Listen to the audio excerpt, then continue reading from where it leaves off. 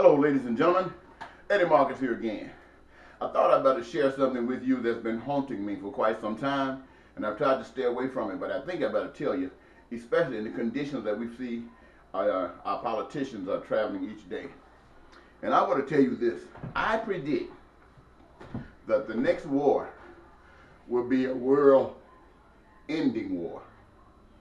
The next war will be a world-ending war, even if it's between the United States and North Korea, which I believe that it might come from that direction. And I say that because we have, I think, what we have being represented is two moral individuals, two human beings that are absent any morality whatsoever.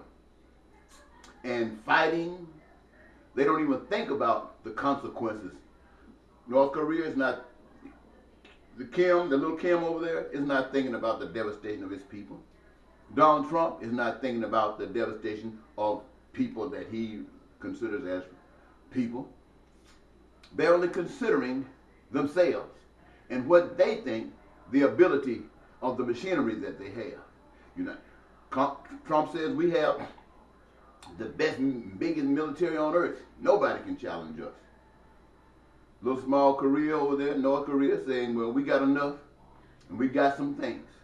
But see, that will only be the start of the war. People like Korean representatives and United States representatives, they will only start the war. See, we think we got some generals and stuff in place that will protect us from movements of a Trump. But I'm going to tell you, those generals will do exactly what Trump tells them to do.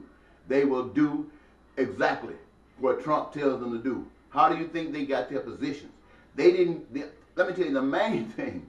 You know, they had to have a little sense. They had to have a little strategy. They had to have a little brain. But that's not what got them the job. That was the only introductory part. The part that got them the job was commitment to be obedient to the powers that be. That means don't give a heck about the people. What the powers that be say do, you do. You follow orders. Well, this is what's going to destroy the world. You see, people who have been mistreated, like the people in Korea, like the people in the United States, people who are being abused in foreign lands by other powers, and they can't do anything to help themselves. War.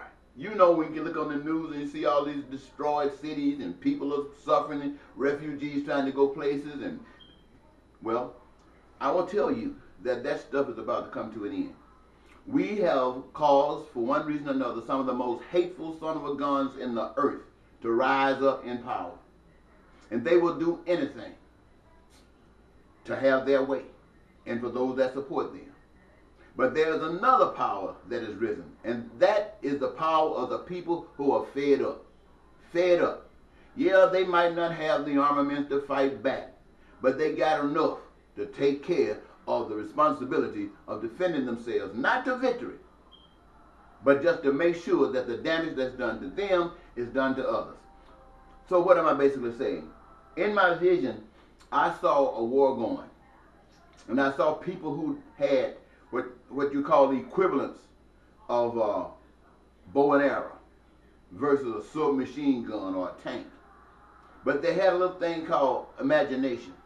They had a little thing called planning, where they used stuff like match and a gasoline, not to just bomb a little street so to hit the people, but to tear up the cities, to cause the gas lines to break and to have them exploding all over the earth, to cause all of those little pipelines that you got going different places to break loose and set them afire and just explode everything, to bust the earth loose, to drop bombs, causing bombs to be dropped in certain places where when they drop they would destroy those particular places where silos or other big bombs might be kept. All kinds of things, and the weather machine that they got going, calling themselves gonna protect humanity from certain weather conditions, when in fact it was designed to create weather conditions to mess over people. Well, God is tired of this, and God would be for this. If the world is filled enough with hateful people, where you can kill a black man, shoot him down the street, and he gets down on his get up, he doesn't die. He gets shot, but he doesn't die. and they start playing the national anthem, and he stays down on his knees, you want to put him in prison. And there's that flag that said it was okay to do what is being done. So those people, they're not going to be on your side because they're tired. They're tired of you. They're tired of the oppressiveness they've had to go through just so you can be in a 1% and they be wherever else in between. People are tired of that. But not only that, life itself demands that justice exists. I mean life. I'm not talking about existence. I'm talking about life. It demands that justice exists. When God asks us to treat people right, because that's a principle of righteousness. Another principle of righteousness